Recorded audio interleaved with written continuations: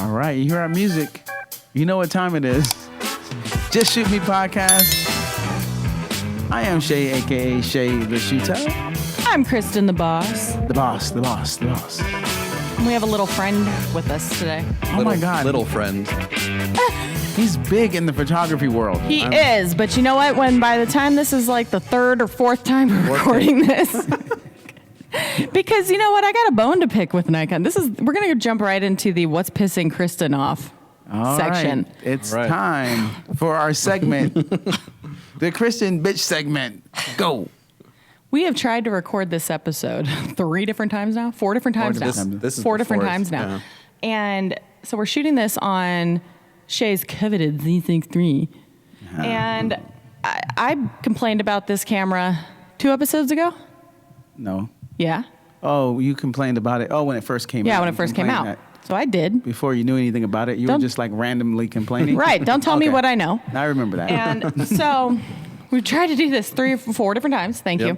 Number 4 now. We recorded on this, last episode, and it was fine. Totally fine. We had no problem. Well, we had one initial. Oh no, we had a Shay issue. Yeah, we had a Shay issue. That's usually what it is. Wasn't it's a camera usually issue. a Shay issue. It's usually a Shay issue. So,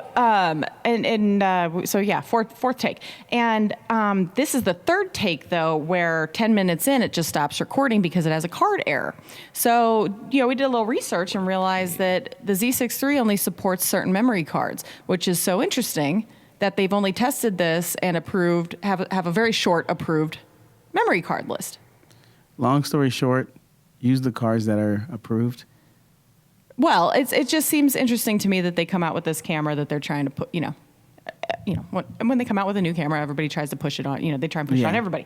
But their memory card list is very short for this new camera. Super short for compatibility. So we have found out that the cards that you like to use don't work. Yeah. So boo Nikon on that. Yeah, that's so they must have partnered up maybe then with these companies, and this is kind of their. I don't know. I don't know how it works on that end, but boo. That's my bitch sesh of the day. We need a sound for that. To be fair, time to get off the. Womp womp womp. Oh my God, he has 8 big buttons. There we go. There it is. There it is. Okay, look at us figuring stuff out. Thank you, Kristin. We need you to look right into the camera while I do that. I was looking at the screen. See, I still don't know how cameras work. So now we got that out of the way. We can move on. So, sorry, we're going to apologize to our wonderful portrait master guest, Evan, for having to kind of put up with all of our technical difficulties. Here's to the next 30 minutes of actual recording. Yeah. Well, let's find out. We're 4 minutes in. So here we go. I'm not drinking today, by the way. Yeah, she has session to work up the mountain. Yeah. I mean, if this was a normal session, like a wedding, I'd drink. But, She might be drunk and not even realize the camera wasn't working. But so today she's on top of it. Because it's the 4th time we're filming this specific episode. We have not even gotten to ask him any hard-hitting questions. All right. But speaking of hard-hitting questions, I think you have one teed up just for him. Let's get into it. Yeah, Evan, you're a frequent flyer. So what's the worst seat to sit on in a plane? And I know the answer to this because we've done it 3 fucking times. How about the rest of the world? It's been the same answer every time because it is the worst. Yeah. Share your story with us, please. Middle seat, back of the plane, back of the plane. Right to it that time. Yeah. It's done. Why was that such a bad seat, Evan? It's terrible. First of all, it takes 45 minutes to get off the plane. Yeah. You don't even try to race. You're just whatever. Yeah, There's no one behind me to clip my heels when I'm trying to get out of here. So I'm just going to take a nap. Yeah. But if it's one of those smaller planes that has the engines on the tail, so that just the whole time is just, even with big headphones on, just nothing but noise. Yeah. So no reclining, nothing. So what's your worst experience, Kristin, on a flight? Give us your worst experience on a flight. Ooh. Oh. Flying into Ireland, for sure. Really? Yeah. Recent? It was recent. So it was last November. And it's definitely one that sticks out because, I hate flying in general, which is odd because my husband's a pilot, but I hate flying. And I had to fly by myself to Ireland because my husband was going to meet me there from his deployment. Oh, yeah. And so I was already nervous about that. But when we're flying in during like this freak early fall storm, like that. They have fall storms there, like wind and rain and stuff like that. Yeah. But this was one of those big freak ones. It's like, first or worst in 10 years kind of thing. And I did not look at the weather going in because I didn't want to anticipate anything, going in. So we're starting to circle around before we're landing. Ireland's right there. I'm like, looking at the coast and it's beautiful. And I'm like, we're right here. Hello. Yay. Yeah, hello. Land, please. Yeah. And we start circling around. And by the second circle, I'm like, are we not going? Like, what's going on? Do we have too much fuel? Do we need to burn fuel? Yeah, I'm like, okay, what the hell's going on? And they're not making announcements or anything. And it's very, very turbulent. And it's the rocking turbulent. And so you fun. start hearing people like busting out the barf bags and all that. Oh, and, wow. I'm doing everything I can not to vomit because it's like my phobia is vomit. So I'm like looking out the window, just like, oh my God, just like trying to like focus on the horizon and not these waves that are, you could see the white caps from as high up as we were. And like, it was crazy and it just was so uncomfortable and just hearing people in the background freaking out and stuff. Oh, and wow. At one point, I think I had my hands up on the wall, like of the plane, like, oh my God, this is like how that it goes. crazy lady. So the birds like look over and she's like, yes, that's pretty much me. And I'm sure the girl sitting next to me was like, bitch, settle down. Like, You're making it weird. Yeah, and it was horrible because I'm trying to be excited for this trip, and at this point I'm like, is this an omen for the rest of the trip? Like, how's this gonna end? But yeah, that was probably my worst experience. Otherwise, I over exaggerate anticipating flying really because I know it's gonna be fine, and what. There's a lot of people like that, though. Yeah. There's a lot of yeah. people like that. So. Oh yeah. I would say my worst experience on a flight. So I'm allergic to animals, essentially. Bad allergies, which are kicking my butt with all this wind we've been having. So, but really bad allergies. So my worst nightmare is like the one animal, the one dog that's on the plane that's a service dog and a great dog and a helpful dog is going to be right next to me, and I'm going to be sneezing and coughing and hacking the whole time and nose running. And about 3 flights ago, that happened. Yeah. oh, Yeah, and I was miserable. You and could have asked them to move, though. Like, you could have been like, is there, like, can you make an announcement maybe to switch seats because you're allergic? And they'll put you, like, I think it's 3 rows, I think, in between.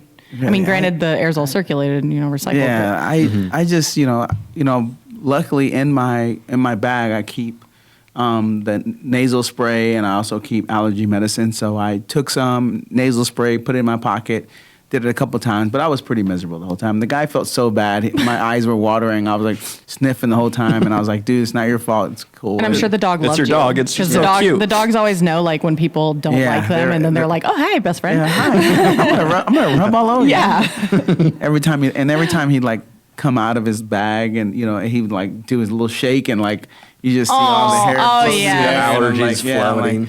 Oh, this is awesome. I know. Anytime that you would, like, when you would come over or something, like the last Super Bowl and everything, and I was like, deep clean the house. Shay's coming over. So yeah, and we're flying from Tucson to Georgia. So it's not like nice, it was a nice short- long trip. nice Yeah. long flight. Yeah, Good so old 4-hour. yeah, exactly. So, but I survived. You So, did. Yeah, You're I'm fine. alive. No with us. EpiPen that. Yeah, I'm fine. But Yeah. that's usually my worst. I mean, I've had some really scary flights, military flights, but Oh yeah. for commercial flights, that's my, and it's only happened like twice, but one was Yeah. a long time ago, but one was recent. So, what do you do? They did a nice flyover last night for the U of A game with a C-130. Oh, really? Yeah, it was pretty Nice. cool. Brandon was like, look, and I was like, yeah, you don't fly that anymore. Yeah, when Evan's telling his story, I'm thinking about flying on a 130 for like a 10-hour mission. In the back? Yeah. Yeah. And it's like, vroom, vroom. You just like, it's just shimmying every, 3 or 4 seconds. It's like so annoying. I can't and it's imagine. so loud. Yeah. so- Brandon's always tried to get me to do one of those like spouse fly-alongs or whatever yeah. where you can go in the back. And I was like, I'm listen, fine. your plane is not like a normal plane. Yeah, if There's you're a whole flying bunch of computers and C-17 or shit, something no like that. windows, and it's hot. Yeah. Like, it's Exactly. not happening. I'm good. Noisy, rickety. Yeah. Yeah. Unless you're getting me up there in the cockpit, not happening. So, Evan, tell us about your photo background. I don't think we've gotten this far on this specific episode, haven't we? look at No, that. oh, look, we're 10 minutes. We made it, guys. We made it 10 minutes in. I told, see, it was the cards. It must Have been the cards. Even though that same card worked last time, but it was the card.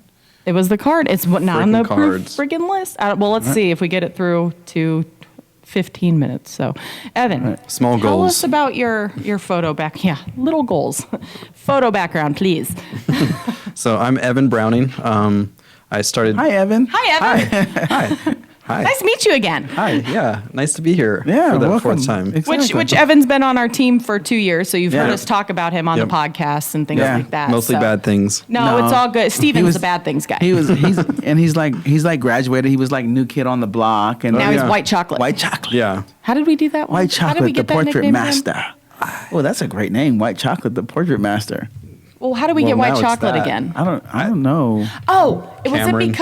was because you two's profile pictures looked similar, like in the little tiny icons on the messenger thing. And so anytime that you would like the lighting, like the editing style, everything, and every I time think you because he talked, took I my thought picture it was and you. he took his picture too, so it was Maybe the same- it probably the was same person take and both I always pictures. thought like anytime he would speak, I thought it was you, and I was like, why the hell would Shay be saying that, or it's like something, and then I was like, I keep thinking that you're Shay, and then I think it was Why you is or the somebody. spelling so correct? Right. Why is there No, proper not me. grammar and Yeah, yeah, punctuation? 'cause that with and me, then it's somebody was not. like, "Ooh, white chocolate," because like you were, I don't know, dark chocolate. You weren't dark chocolate. But I you don't know what my name is. I'm are like the old you're guy. B and H Yeah, for. you're B&H. I'm B&H. You say it's for black and handsome, but it's Oh, because yeah. you have all the camera gear. No, it's Yep. black and handsome girl. Okay. You better get it right. You better get it right. But that's I think how we got you. And then Yeah. everyone's nicknames are. You know what? Cameron needs a new one because He's still been- jabroni. which Yeah. is so. Which I think Tim gave him. Yeah, he's been that. I think the whole time I've been in the chat. Yeah. And, he's- yeah. And then mine is mine still smells like broke. Yeah. Yep. And that was over a perfume because I love this perfume at a bride's wedding. And Cameron was like, we'll buy it. And I was like, okay. So I like looked on, line for it or whatever. And this perfume was at like $500. Oh wow. And I was like, Yeah, it I was- am it not was spending fancy that. ass bottle and so too. Cameron said, And so "Smells Cameron like goes, broke." well, you smell like broke then. And I was like, wow. Okay. Wow. I'm Personal sorry. hit. Says the guy Yeah. who just spent 2.5 months in fucking Hawaii. Okay. Excuse me. We can't Must all be nice. Yeah, must be nice. Shut up. You went too. We digress again. Yeah. So, It's okay. Evan, new kid on the block. New kid on- White chocolate. White chocolate. Tell us about your photo background. So I've been taking pictures for 20 years now. Started in high school, taking photography in the old film days, dark room, shooting film, developing nice. film, all that good stuff, learning light and, not looking at your pictures for 2 weeks. Mm-hmm. Good old days. Yeah, that had to be hard. I need instant gratification. And just to clarify, he's younger than both of us. He's been shooting longer than both of us. Yeah. That's pretty awesome. But in my first photography class during that quarter or whatever, there was a gallery of Annie Leibovitz's work. Yeah. Her Rolling Stones early Vanity Fair days, all these big film prints blown up really big. Mm-hmm. This beautiful gallery, and this is the first time I've ever seen her work or any work like this. Because at that stage of photography class, we were like putting like sticks and like coins on like the development paper and like turning on the light and putting it in the chemicals, and we're like, ooh, wow, recording light. Art. All right. But yeah, I was just hooked on that portraiture that Annie had, and anyone's seen her work. Everybody has. Yeah. If you look up any celebrity photo, there's going to be something shot by Annie Leibovitz. Yeah, if you haven't, if you don't know the name, you've definitely seen the photos, whether it be Right. portraiture, whether it be movie posters. Yep. Politicians. Exactly. There's a lot of Politicians. Yeah, Yeah. She always does like the Oval Office photo Yeah. and stuff. Just incredible work. So Yeah. I was just hooked, and I was like, that's what I want to do when I grow up. And I didn't know how I was going to get there, how to, build up all that skill and stuff. But I was just hooked. Yeah. So took photography all through high school. Went to college for a year.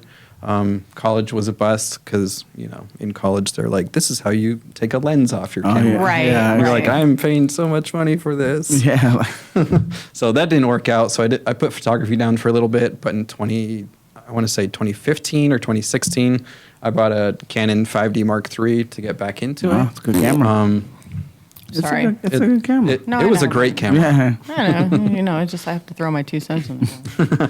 And then 2018, I started doing weddings, maternity, families, all that stuff, getting serious with like the business side. And then in 2022, I moved to Tucson and started my business all over.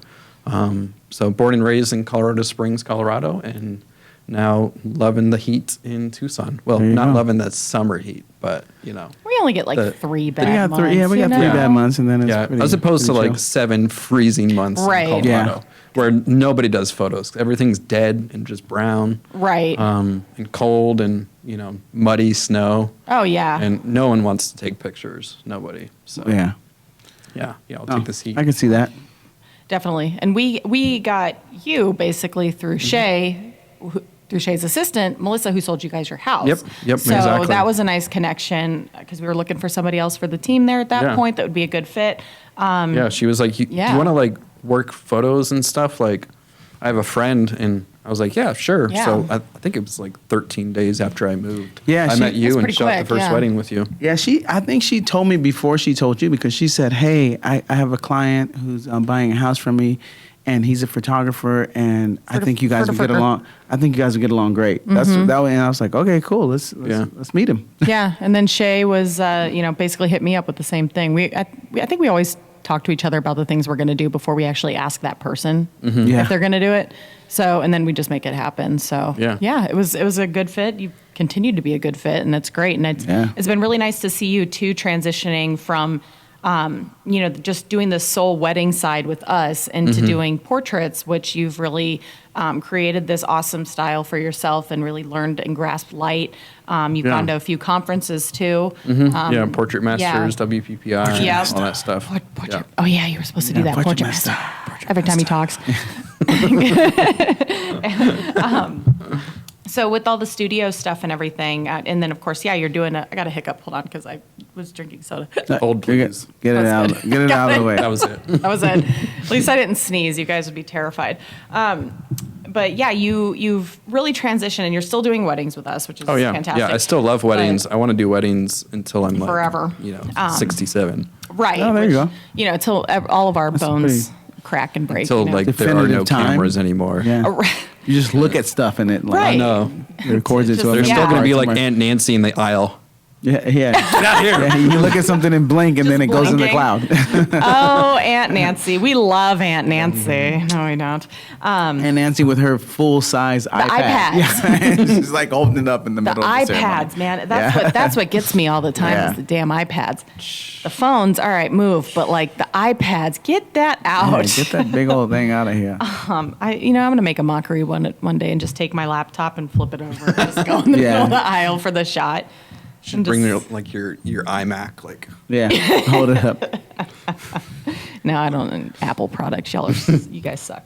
But yeah, so you've started doing all this portrait work. You and Shay have the studio together, and you guys have an amazing setup here. I absolutely love coming here, except when we have to shoot in there and it's a million degrees. But that's just because we have to turn off the air conditioning for the podcast. Yeah.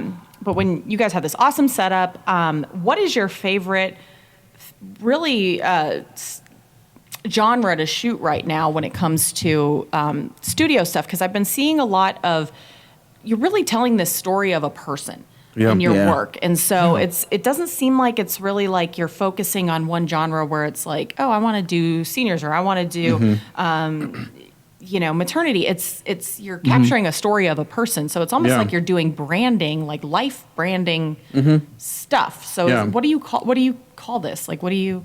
It's very good. It's very interesting, and what do you call it? Yeah, thank you. So on my website, it just says like fine art portrait photographer, because I seen myself as like a portrait photographer that is doing these portraits that you would want to blow up on your wall, on your wall, like and, old school and Southern, like all your kids and like all your grandkids would like see that portrait and be like, that is who she is. Yeah. And it's a lost art, for it really thousands is. of years. Yeah, absolutely. There's portraits on the wall of powerful people, like influential people. Yeah. And in the past 50 years, probably 50 years, it's just been gone. Yeah. Well, it's different because we post about ourselves now on our Facebooks, our Instagrams and stuff. It is a lost art. You know, we don't walk into somebody's home and there's a giant portrait of, you know, yourself on a wall or your even really your family's on your walls anymore. There's not that much. Like you see people's portraits of themselves and it's a selfie that they took with bad light. Yeah, but they like filters. Their smile. You know, it's like and filters. Yeah, and my boobs look great today. Yeah, exactly. It's like,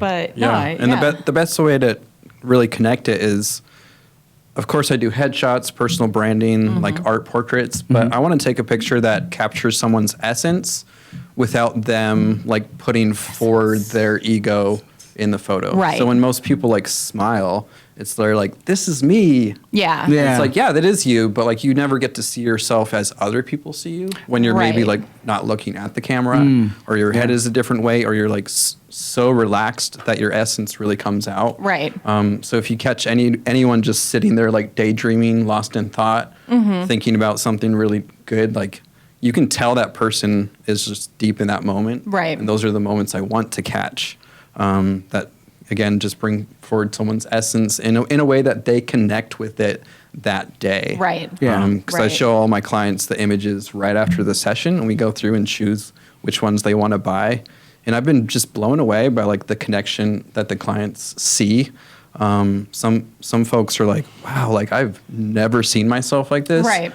Ever. I'm like, yeah, because you just look in the mirror and you judge yourself, and then you take a selfie, and it's only from like one side with some background of something you're doing, but you're never really like in this like quiet moment. Right. Yeah, that's one of the things that I really have seen you do, bringing the clients in and looking at the photos, and it's really a lost art in the wedding business, because that's how it used to be even with weddings, where they would bring you in, they would show you all the pictures, and then you would kind of decide Build the album together. Yeah, you build the album, and so you'd have that personal touch and have that connection and be able to go back and forth with the client to see what was important to them, like what they really like, you know, because that matters, you know what I mean? Yeah. And so, and I try to bring that into the process as well. Like we don't just show up and shoot. There's 2 or 3 meetings in person where we really connect and see like what is your goal here, what can I bring forward into your goal, and then take it from there. Nice. And there was a client I think like 2 months ago, and it was just amazing because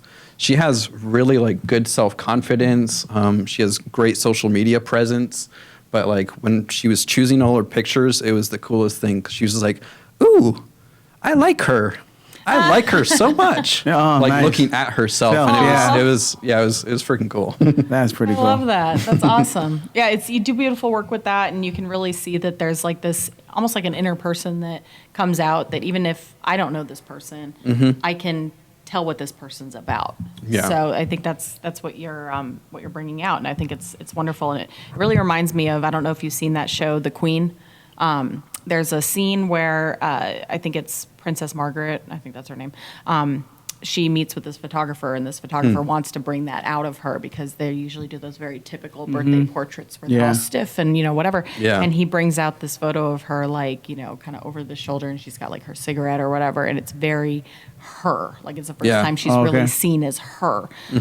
And she loves it so much, and they print it in all the papers, and it's her, Nice. you know? So it really differentiates from what the public sees of her too, you know, Yep, they exactly. normally see. So it's wonderful. And you shoot with Canon, you're a Canon shooter. Yep. So. And no offense to Nikon or Sony, it was literally just went into Best Buy. Yep. Yeah. Picked them up, went through the menus, and I was like, all right, I can find ISO faster on this camera, and it's a little bit more comfortable in my hand. I'm going with this. I think that's a lot of us. Yeah. Yeah. I mean, that is, you know, out of what the one thing that I do wish Nikon had that Canon and Sony both have is having that third wheel.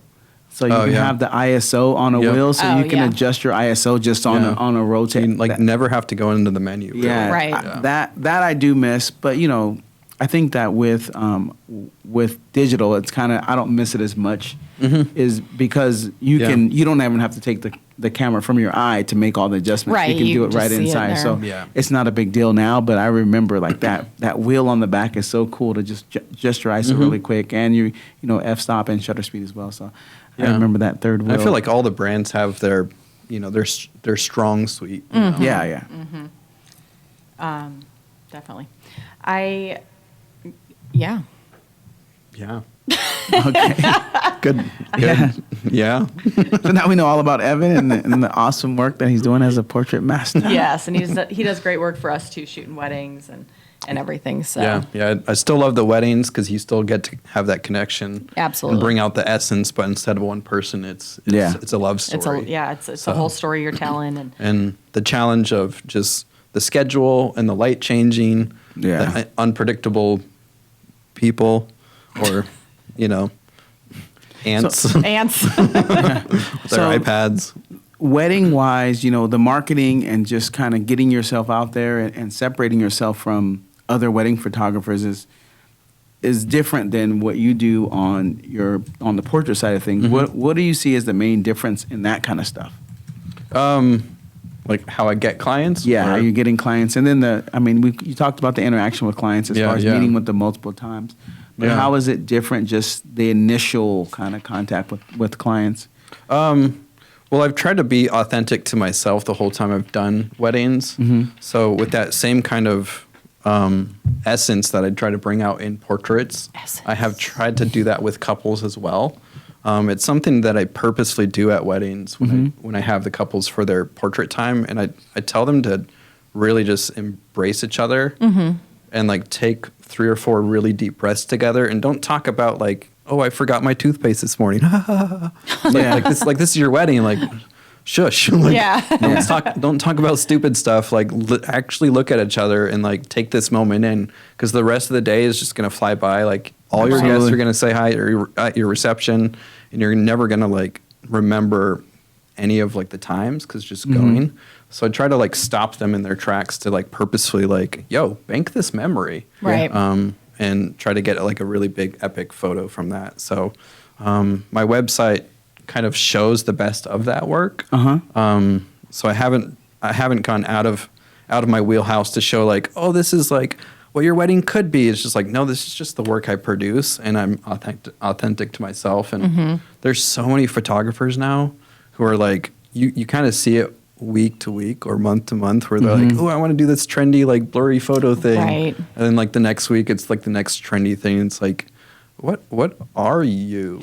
And I think we've talked about that on here too quite a few you? times, is like that the trends and following the trends and which ones are going to last and which ones are going to make, a permanent name in the industry, which ones are not, and which ones are just like a social media phase.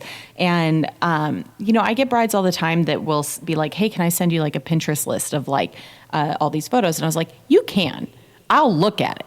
That doesn't mean we're going to recreate them all, because here's the deal. Like, is it my brand? If you send me stuff that's like a total opposite of my brand, I'm probably not for you, because I'm not going to go and divert from what I normally do and capturing like, the authenticness of your day just to capture these trendy photos, like especially the blurry ones. I don't like doing that. All right. So, I want to get that realness and stuff, and I want to get something that lasts. And I just don't, I'll look at it, like I said, and we can recreate some things, but I'm also not going to sit there for 2 hours posing you guys and doing these things and recreating these things on your wedding day, because then you can't enjoy your wedding day. It's all about, the candid, fun, moments of the day. It's not a photo shoot. And I think a lot of brides, when they reach out to photographers, are kind of forgetting that too. They're just like, oh, I need you for 12 hours because I need every single moment photographed, and we want to do this and we want to do that and we want to do this. And I was like, I get it,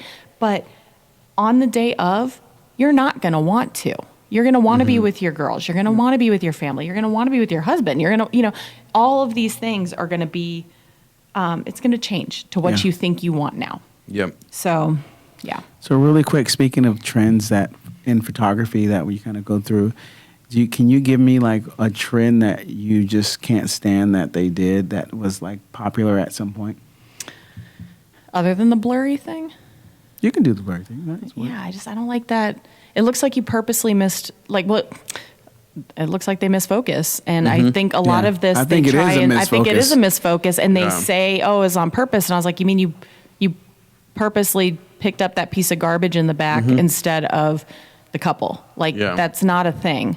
I think my question on that would be like, Do you deliver the focused one and the out of focus one? Because if you don't, Depends then what that means it was an accident. Right. It depends what it looks like. Yeah. Like there's been times where I've done, if you have, so over at Stardance and they have Sombrero Peak in the background. Mm-hmm. And if I want to do a shot where I have like, them like barely touching hands and it's their ring hands or whatever. Yeah. And, I want to get that hand shot.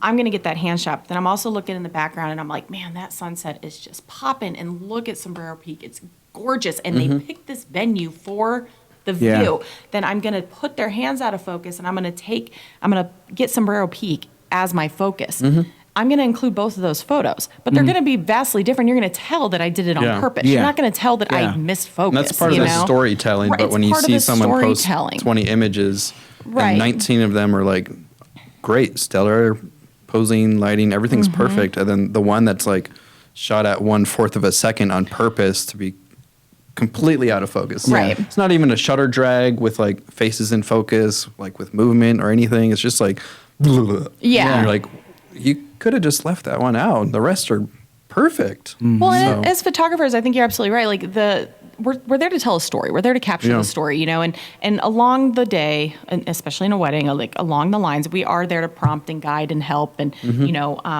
I don't know about you guys. I personally love creating a timeline, helping them create a timeline. I get control of the light and what I want to do with it and where it is Yeah. and all that kind of stuff. And plus we've been doing this for so long. We know how weddings are run. We know how every venue is going to do a wedding, and we can help with that. And we take something off of the bride so they have one less thing to worry about. So if I have this timeline telling us what we need to do all day and where we need to be, we can just kind of go with the flow for the day and have a great day and just kind of, capture those moments as we need to be. And we don't need to really just be like, okay, we have to be here at this exact moment. And we need to do this and we need to do that. We can just go with the flow and we can anticipate things and yada, yada, yada. Yeah. And, I forgot where I was going with that. What were we talking about right before? That was an ADHD Talking about blurry moment. photos, but I mean, you were passionate. So That I was like, let's such a, go. no, it was Let's go. it had to do with what Evan just said, but it was such an ADHD. Sober Oh, Kristin. storytelling. Yeah, this is sober Kristin. This is sober Kristin. No, so it's Yeah. it was an ADHD moment. I'm so sorry, guys. But no, it was the storytelling. And Yeah. so it helps when we have our hand in that because we can capture that story all day. So when you see a lot of photographers, and who knows, maybe when I first started, I was guilty of this. I didn't tell the story as well as I do now. And you want to be consistent throughout the day. So when you're, let's say you're posting on your Facebook or Instagram or whatever, or you're giving them a sneak peek, you want a sneak peek of the story, basically. Yeah. And it's not really just from start to finish, like details, bridal part, getting ready, bridal part, you don't want to just do that. You want to, every wedding's different. So you want to capture that essence. So let's say you're taking photos of, maybe they're both police officers. Okay. So you want to capture the essence of that. Like these are two people who met through work maybe. And you want to get moments of that. So maybe part of their bridal parties are all from work too. So you want to capture these photos of them with their people.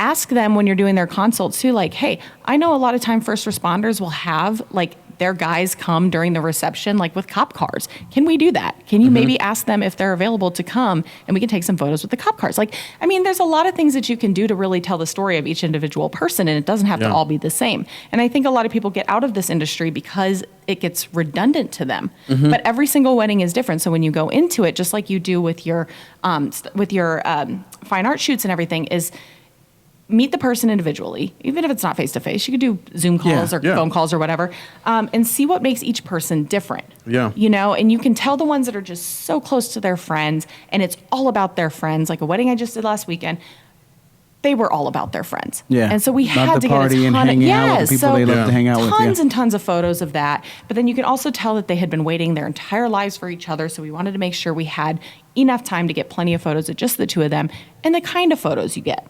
So we also knew that this group was a fun group. So we can do those kind of photos where we're throwing the groom in the air, where we're all rushing the bride and groom.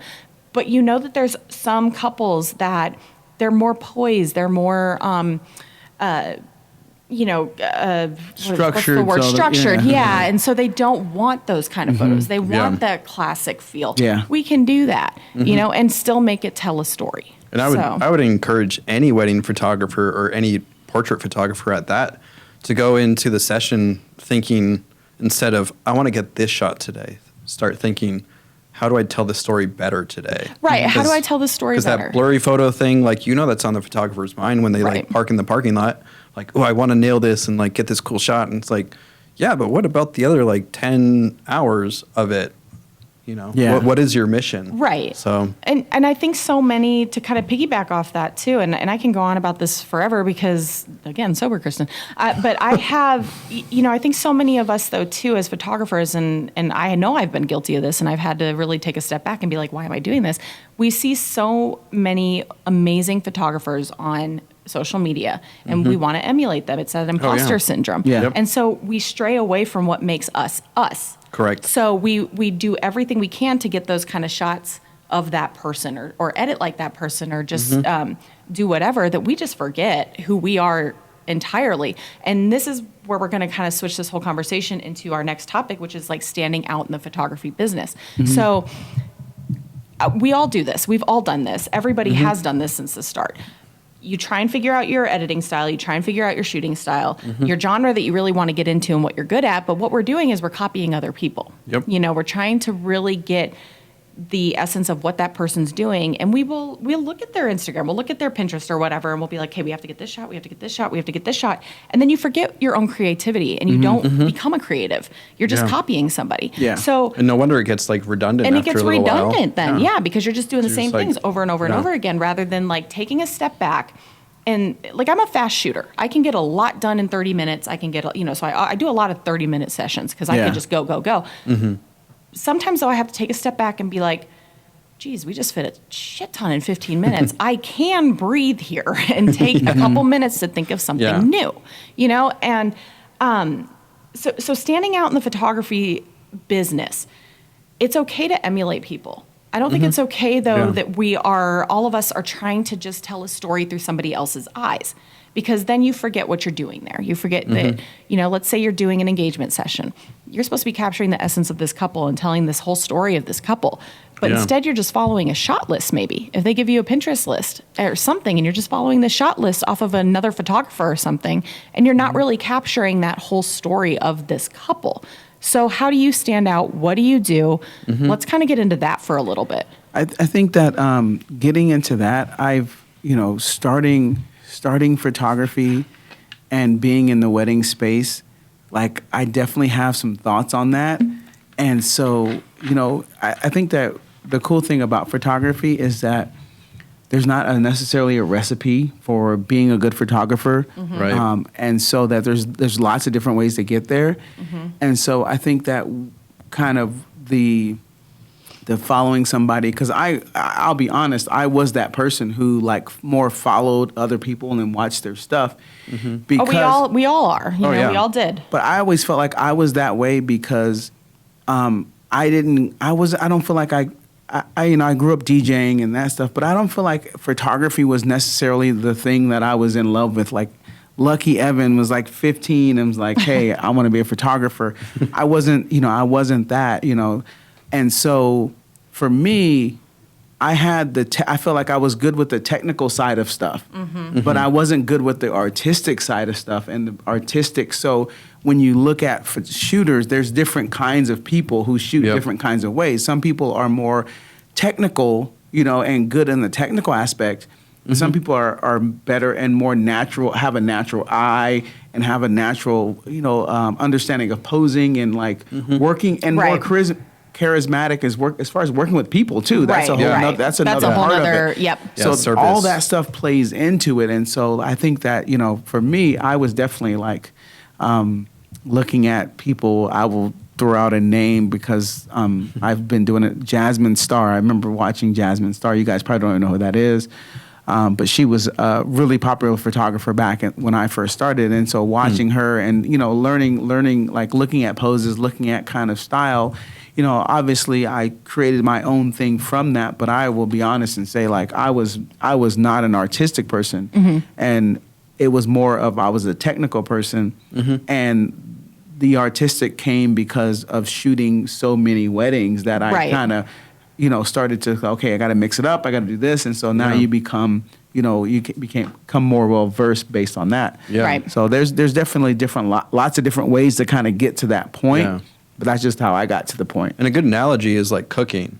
You know, people who like to cook, you follow a recipe just like in photography, like Yes. ISO, aperture, shutter speed, like Yes. that all has to be a formula that has synergy between all those three things. Yes. Right. But the best of the best, like that's just second nature. They don't even have to think about that Yep. stuff. So the best of the best are telling the story well, using what they have and like making it better, or just knowing their stuff so well that they can like see exactly how they want to photograph this person. Right. And like be creative with those actions, just like a Michelin star chef. Like Yeah. That's funny there you was say one that. day that they looked up a recipe on Google, Yeah. 30 years ago, and something just lit a fire under them. And they're like, I don't know how I'm going to get there, but But I'm going to get here there. I am. Yeah. And that's such a know, good point, though. It's actually a very good analogy to kind of put it together. I would actually use cooking that kind of a roundabout cooking analogy like that to my friends all the time. We would talk about, when I was in the military, we live in the dorms, and we'd all take turns cooking and doing stuff. And,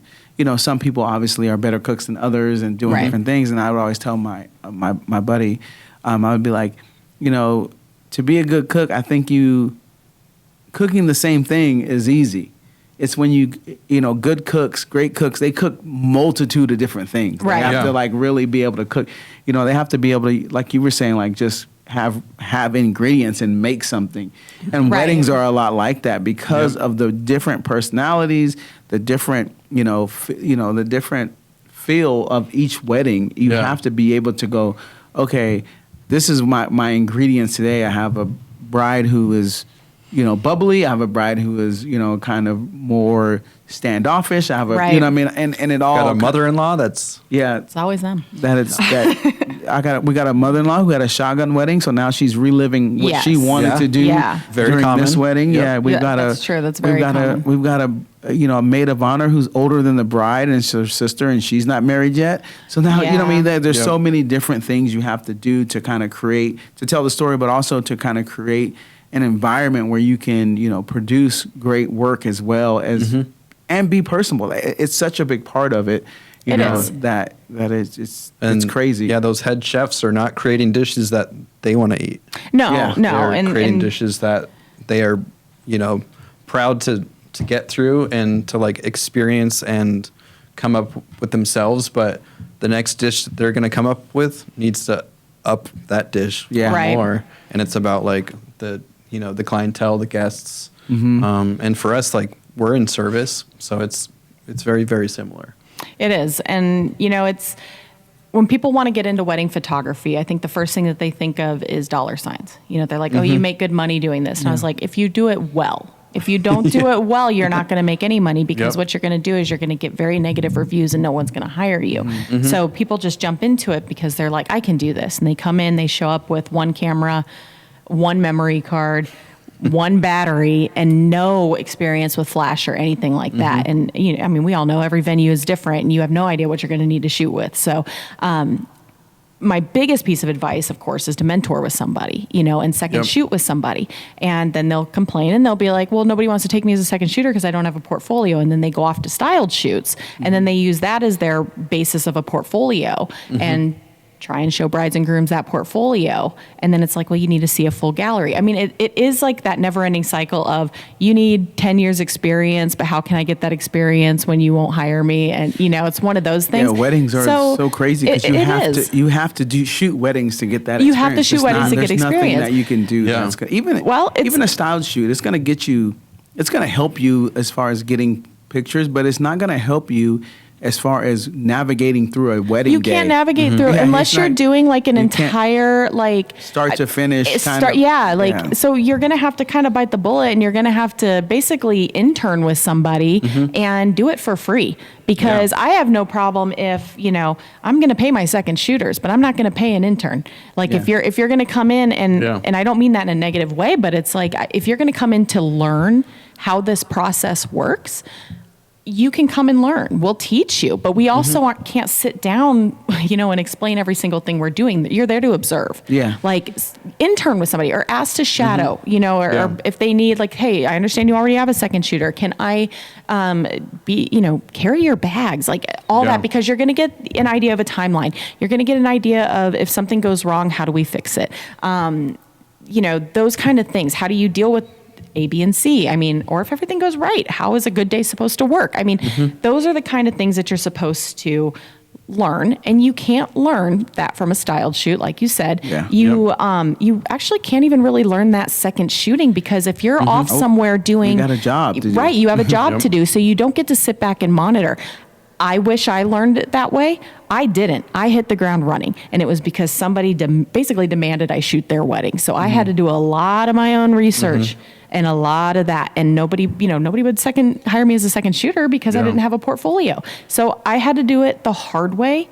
I think I got lucky on a lot of stuff, and that's just the way it went for me. And I don't recommend that. I was lucky enough because of my situation to get that kind of mentorship, Right. because I was a DJ at weddings, so that alone already kind of set me up for understanding timelines already. Right. I already understood timelines, and so I would go early to weddings and just hang out with the photographers, not even taking pictures, just watching them and learning from them how they do things, which is funny because when I started doing weddings, a big thing I wanted to not do is I wanted to make sure that the timeline was created based on the actual wedding and not just the photography. Right. Because a lot of times, like, as Big detail. Yeah. Right. Because as a DJ, you kind of get the brunt of that. Like if the photographer's out doing portraits for an hour and all the guests are ready to eat. Yeah.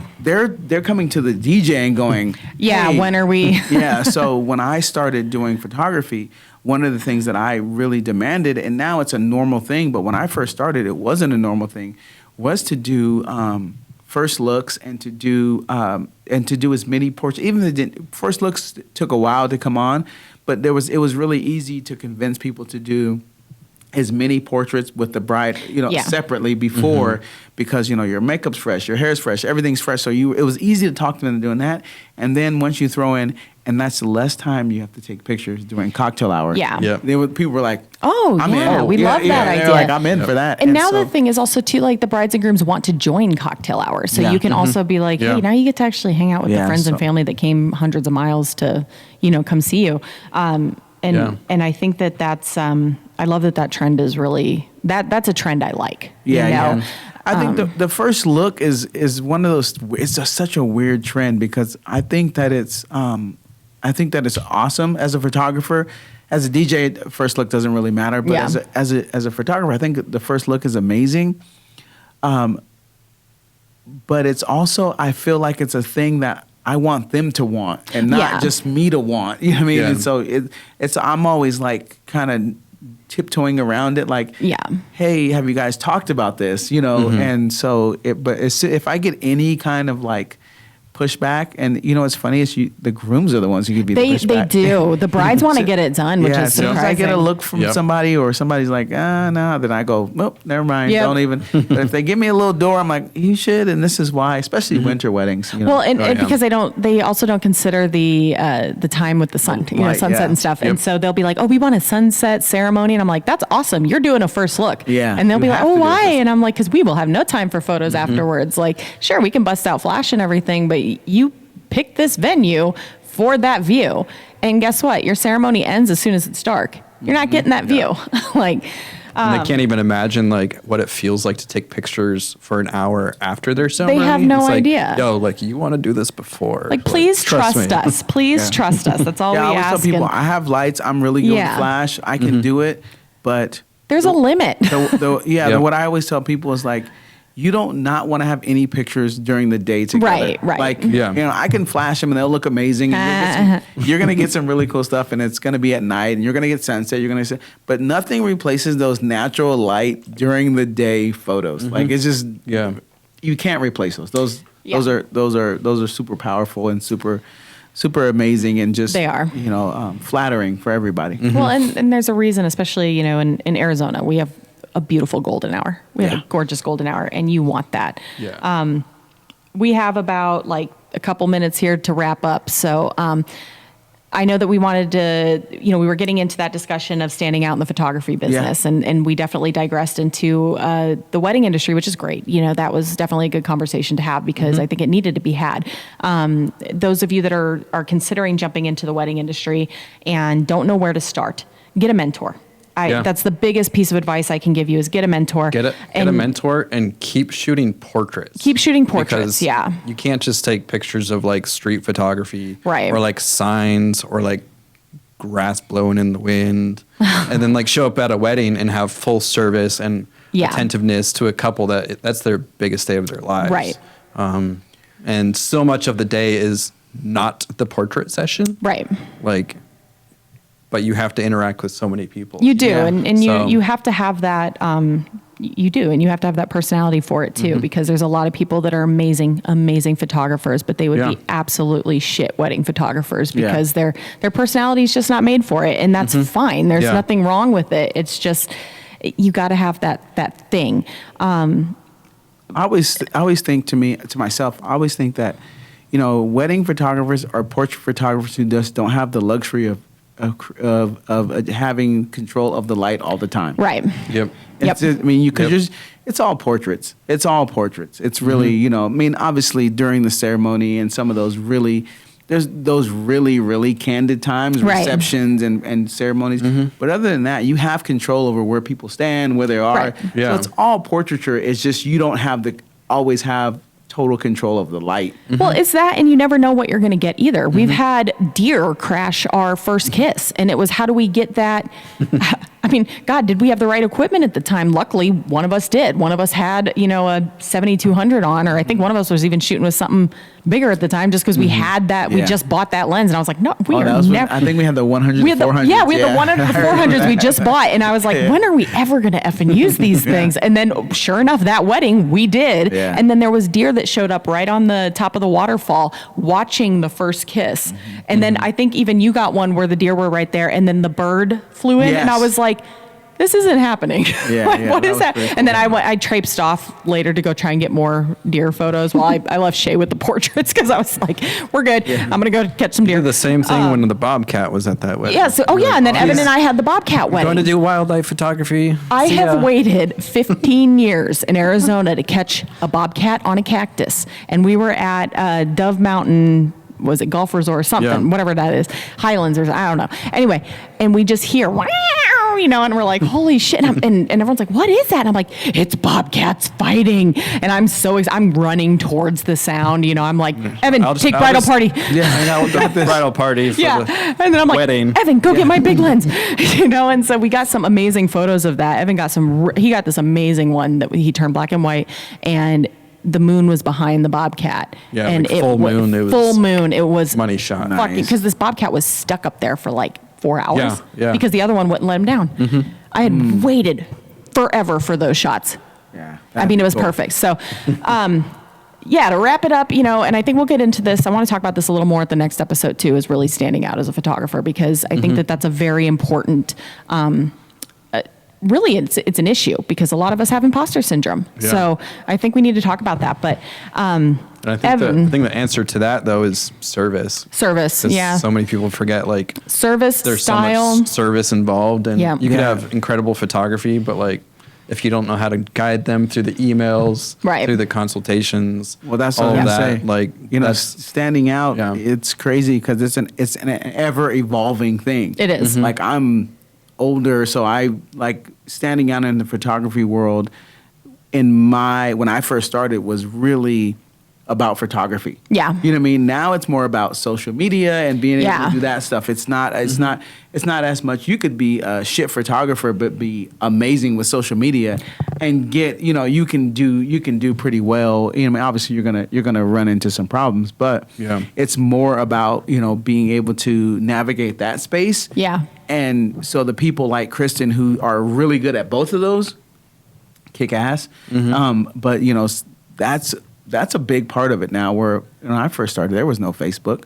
It was so much harder when you started. Yeah, it was so much. I don't even think I could have done this then. I felt like it was easier because it was more about, it was more about like volume and like referrals. That's what it was about. It was about volume and referrals. So people saw you, they see, oh, you were at my friend's wedding, you were at this wedding, you were at that wedding. And so it was more about that and about like, well, you know, I asked my friend who should I use, and they said Shay. And then I have a friend at work who we were just talking, and they said they just got married, and they said you were their photographer. So it's like, well, we literally can't go anywhere without somebody knowing you. Yeah, this is true. Yeah, we even go like we had like a couple years ago we went to like lunch at Langantata or something, and we just were sitting at the bar, and like just some random woman and her bride and her daughter come up, and they're did my wedding 11 years ago. I know, and then I was like, Jesus Christ! I was like, we were random ass time of day too. Like nobody should really be out. You guys all should be having jobs, and like everywhere we go. Oh, in Phoenix too. We were at a wedding, and just some random guest was like, "Oh, Shay," and I was like. Stop. We're in Sonoyta. Remember we're in Sonoyta? And they're like, Shay, you did our wedding. Yeah, you did our wedding. And I was just like, I'm going to stop bringing you places. Yeah. Like, you're that guy. But we got to wrap up, guys, because I got work. Yeah. This one still has to, drink. And what do you got going on today? I'm just chilling today. You're just chilling. Yeah. We did this on a Sunday. Did it on a Sunday. Never again. Thank you guys for joining us. It had to be on this fucking Thank you so much. Thank you guys for joining us. I'm so glad we got this tour. Thank you, Evan, for joining us 4 times. Thank you for having me. Being so patient. Yeah, man. I'm Kristin, the boss. And I'm Shay, a.k.a. Shay the Shooter. We'll see you next time. Oh, yeah, Evan, sorry. And I'm Evan. Evan the Browning. Portrait Master. White chocolate. Oh, white chocolate. New the kid on master. the block. You got a lot of names. It's good. That's good. That means you're liked. That means you're liked. They're all decent. Could be a really bad one. But until next time, guys, we'll see you. We'll see you later. Now give me my lens back. Yes. It worked.